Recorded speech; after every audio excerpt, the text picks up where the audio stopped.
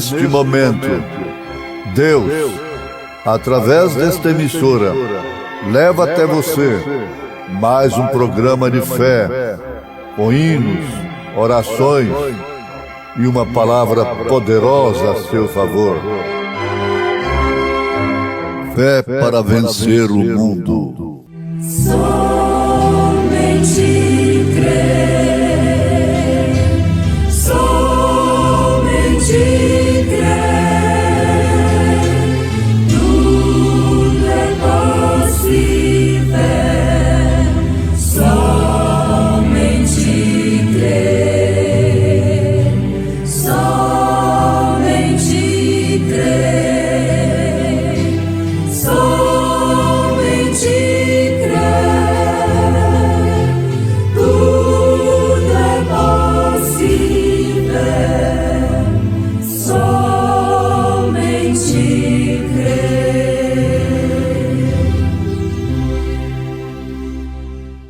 E a sua cabeça e cabelos eram brancos como a lã branca, como a neve, e os seus olhos como chama de fogo, e os seus pés semelhantes a latão reluzente, como se tivessem sido refinados numa fornalha, e a sua voz como a voz de muitas águas.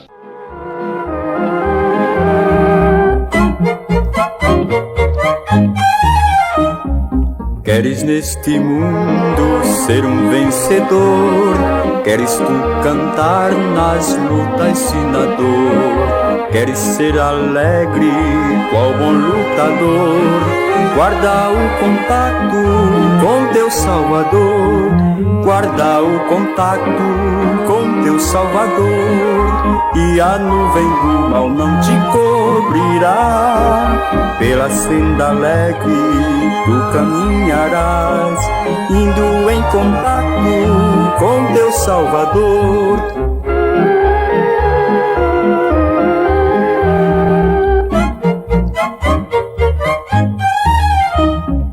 Neste mundo vivem muitos a penar, cujos corações transbordam de pesar. Dá-lhes a mensagem de amor sem par.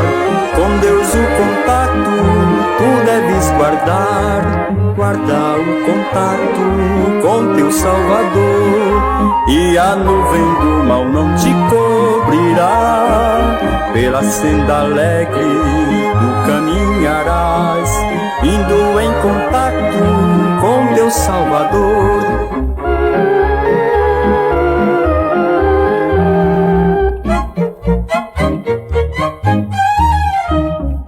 Queres tu com Deus a comunhão obter, sua glória em ti sempre permanecer, que o mundo possa Cristo em ti ver. Guarda o contato com o Supremo Ser, guarda o contato com teu Salvador, e a nuvem do mal não te cobrirá. Pela senda alegre tu caminharás, indo em contato com teu Salvador.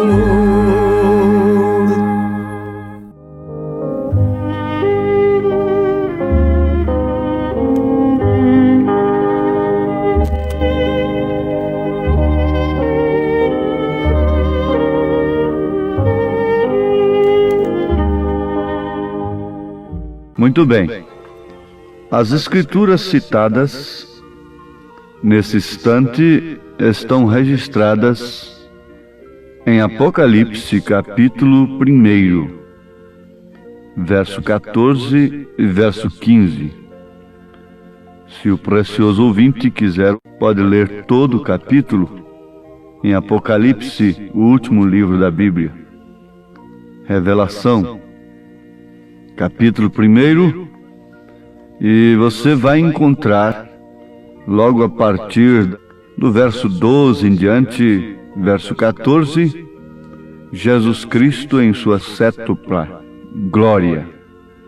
Isto nós encontramos aqui em Apocalipse, o verso 12. do seu primeiro capítulo. Muito bem, nós vamos destacar nesse instante, segundo a mensagem do profeta de Deus, esta frase do verso 15. O latão, que é bronze, é o bronze reluzente. Pés de bronze. Isso forma um destaque para a nossa mensagem. Pés de bronze. Seus pés semelhantes ao latão reluzente, isto é, ao bronze reluzente, como que refinado numa fornalha. O bronze é conhecido por sua extraordinária dureza. Não se conhece nada que possa misturar-se com o bronze para temperá-lo. Porém, este bronze que descreve os pés de Jesus Cristo, aqui nas Escrituras, é ainda mais sobressalente, porque tem resistido à prova do forno ardente, da fornalha ardente da aflição. Uma prova que nenhum outro tem resistido. E isso é exatamente correto, porque bronze significa juízo divino. O bronze significa juízo divino. Um juízo que Deus determinou e trouxe a seu cumprimento. Nós encontramos em São João, capítulo 3, verso 14 ao 19, o que está escrito: E como Moisés levantou a serpente no deserto, assim importa que o Filho do Homem seja levantado, para que todo aquele que nele crê não pereça, mas tenha a vida eterna. Porque Deus amou o mundo de tal maneira que deu seu Filho unigênito, para que todo aquele que nele crê não pereça, mas tenha a vida eterna.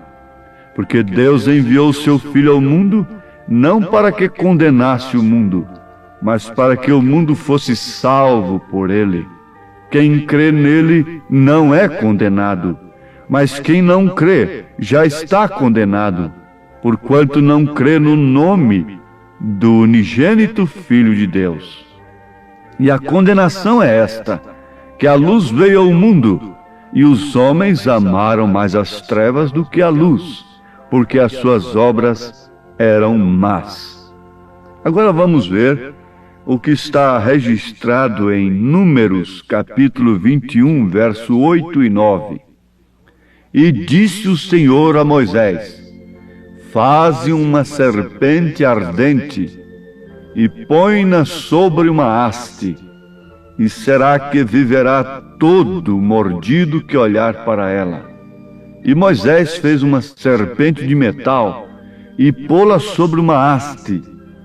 E era que, mordendo alguma serpente a alguém, olhava para a serpente de metal e ficava vivo.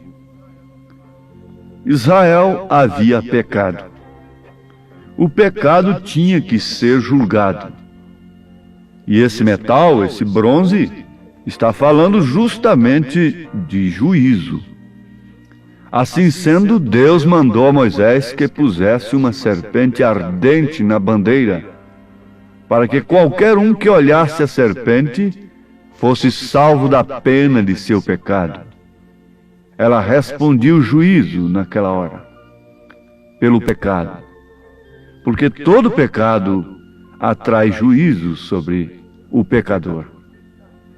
A serpente ardente na haste simboliza o pecado desde o jardim do Éden, onde a serpente enganou a Eva, fazendo-a cometer pecado. O bronze fala de juízo, como é evidente no altar ardente, onde a pena do pecado foi encontrada no sacrifício sobre o altar. Você vai encontrar então que o altar tinha que ser de bronze, onde era oferecido aquilo que satisfazia a exigência de Deus em relação àquele pecado cometido. Quando Deus julgou Israel por seus pecados nos dias de Elias, ele deteve a chuva e os céus chegaram a ser como bronze. Isso está falando de juízo. O que trouxe aquele juízo foi o pecado. Sim. Agora, nesta ilustração, vemos que a serpente na haste representava que o pecado já havia sido julgado, porque havia sido feita de bronze, mostrando que o juízo divino já havia caído sobre o pecado. Então, qualquer um que olhava a serpente na haste, aceitando o significado dela, era curado, porque isto era a obra ou a salvação do Senhor para aquele presente momento. A serpente na haste é um tipo do que Jesus veio efetuar na terra. Ninguém discute isto. Como Moisés levantou a serpente no deserto, assim importa que o Filho do Homem seja levantado. Ele foi feito carne para que pudesse tomar sobre si os juízos de Deus pelo pecado. E ele se fez pecado por nós. Ele tomou sobre si os nossos pecados. O fundamento do altar do sacrifício, lá no tabernáculo, era de bronze maciço, tipificando ao cordeiro imolado desde antes da fundação do mundo. O juízo já havia caído sobre ele, quando ainda não havia pecadores. O cordeiro foi sacrificado desde antes da fundação do mundo. A salvação depende inteiramente do Senhor. Ele pisou sozinho o lagar da ira de Deus. Não havia nenhum outro com ele. Ele pisou sozinho o lagar da ira de Deus. Seus vestidos foram tingidos de vermelho com seu próprio sangue. Sua porção foi o forno ardente do justo juízo da ira de Deus. Por causa de quem? Por causa de mim, por causa de você. Ele sofreu. O justo pelos injustos. A palavra diz: Tu és digno, Cordeiro de Deus, porque Tu nos tens redimido por Teu próprio sangue. Mas Ele foi ferido pelas nossas transgressões e moído pelas nossas iniquidades. O castigo que nos traz a paz estava sobre Ele, e pelas suas pisaduras fomos sarados. O Senhor fez recair sobre Ele o pecado de todos nós. Ele sofreu como nenhum homem jamais tem sofrido. Mesmo antes da cruz, Ele havia derramado em seu suor gotas de sangue, na intensa agonia da dura prova que vinha sobre Ele. O sangue se separou em suas veias. Está escrito em Lucas 22:44. E posto em agonia, orava mais intensamente, e o seu suor tornou-se em grandes gotas de sangue que corriam até o chão. A agonia foi tamanha que nem suas veias puderam deter o sangue, reter o sangue. Por causa de quê? Por causa de quem?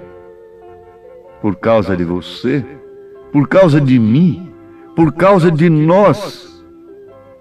E o que nos justifica então agora, depois de tamanha luta, tamanha agonia, depois de uma intensa agonia, depois de sofrer tanto por nós, tomando o pecado sobre si, justifica que nós, chamando-nos a nós mesmos de cristãos, vivamos pecando?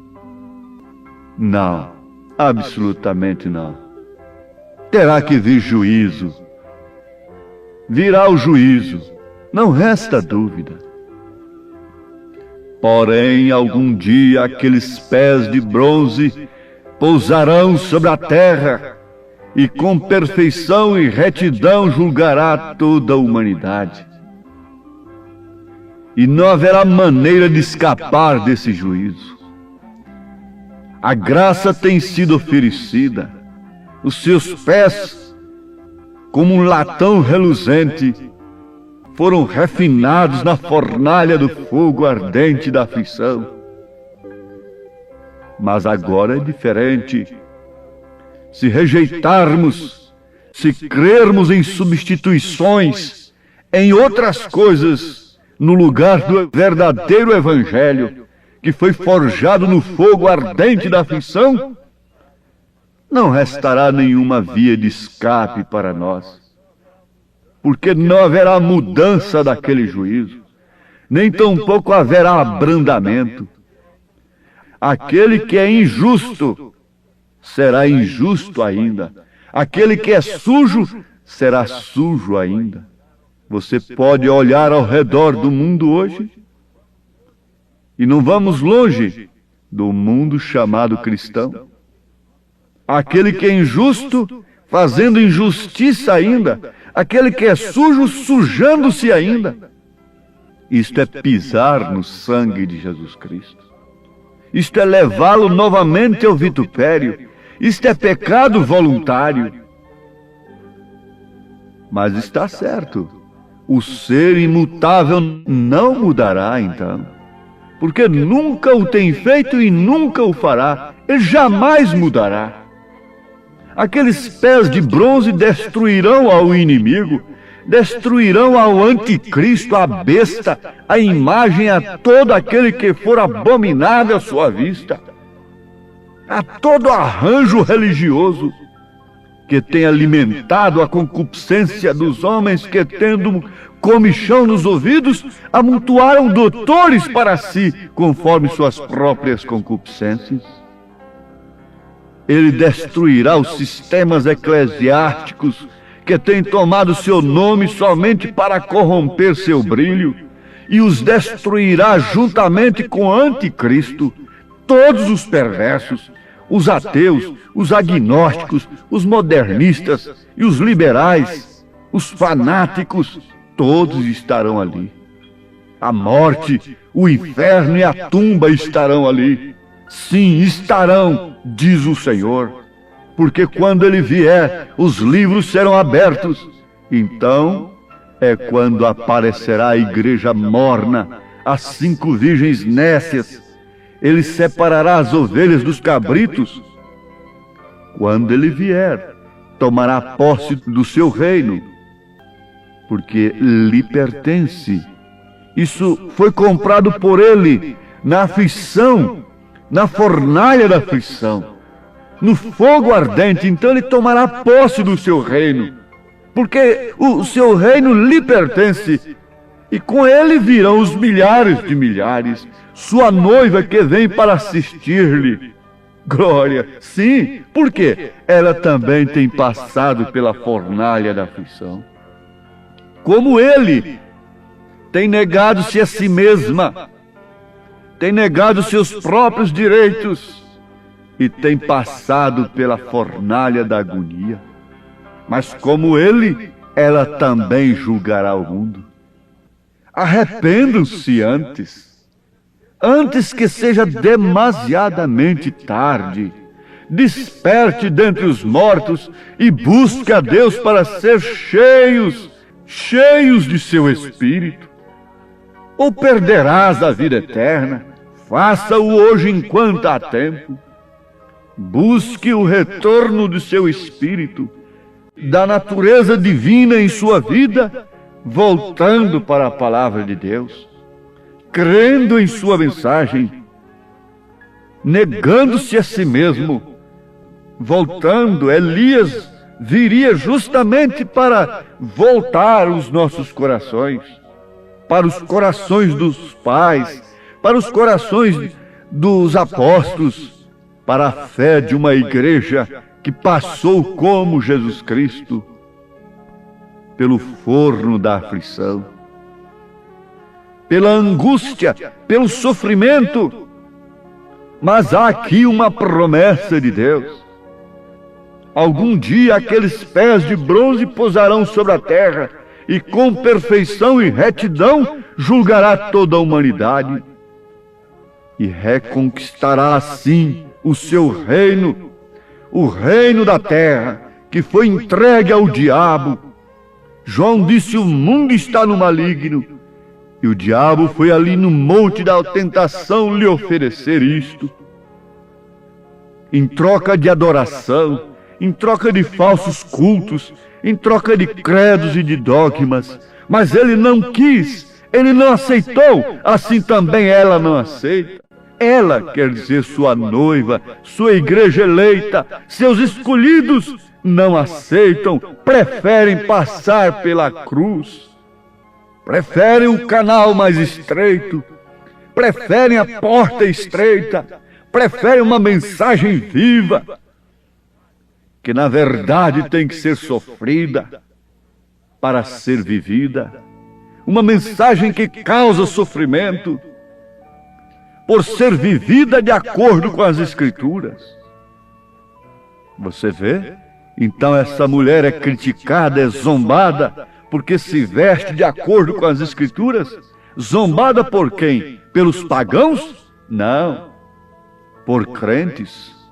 Quando você vê o batismo em nome do Senhor Jesus Cristo ser zombado, ser criticado, ser atacado, ser taxado de herético, o que você quer ver com isto mais? Você não o vê na cruz novamente, sendo crucificado por quem? Quem foi que crucificou a Cristo? Foram as meretrizes? Foram os ladrões? Não, você sabe que não foi. Foram homens santos, de uma cidade santa. Foram homens religiosos. Foram sumos sacerdotes.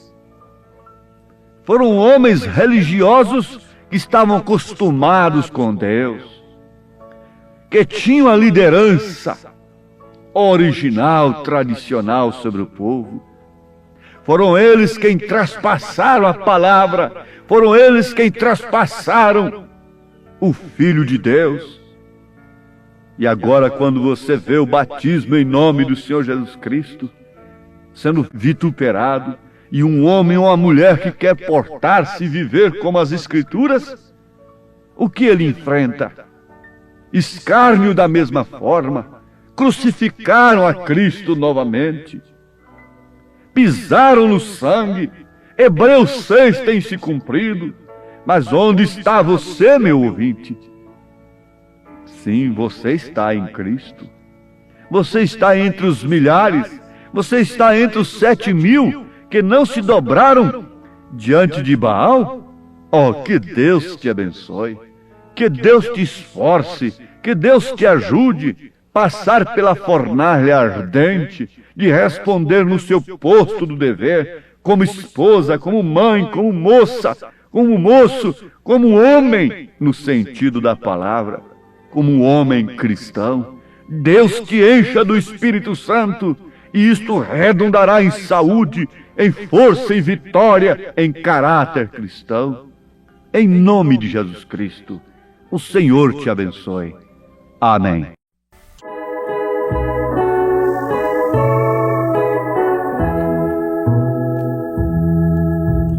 Por ti sofrer,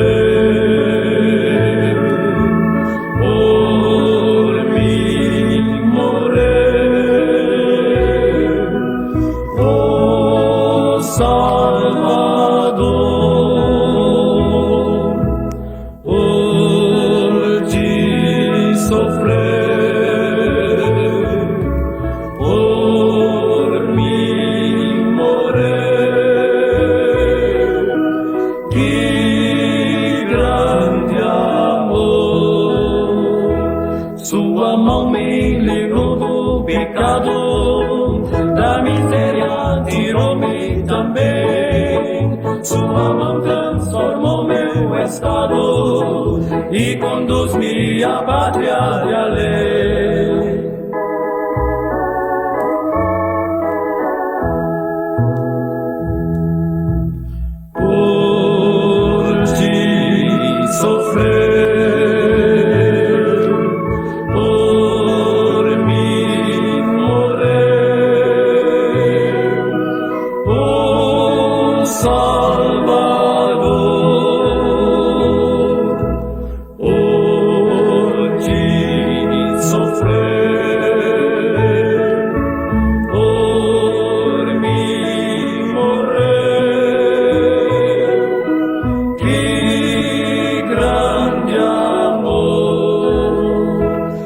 Sua mão lá na cruz foi pregada, sua mão foi ferida por mim, sua mão foi por mim espancada, para dar-me alegria sem fim.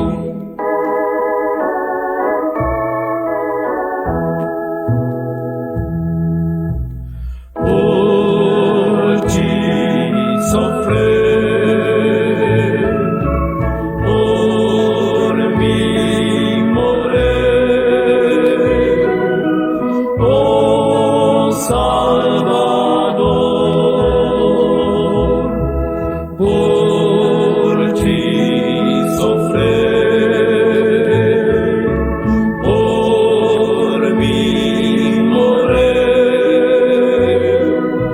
Que grande amor! Esta mão pelos cravos marcada, para ti estendida está. O aceite esta mão tão ferida, ao descanso te conduzirá. Ao descanso te conduzirá.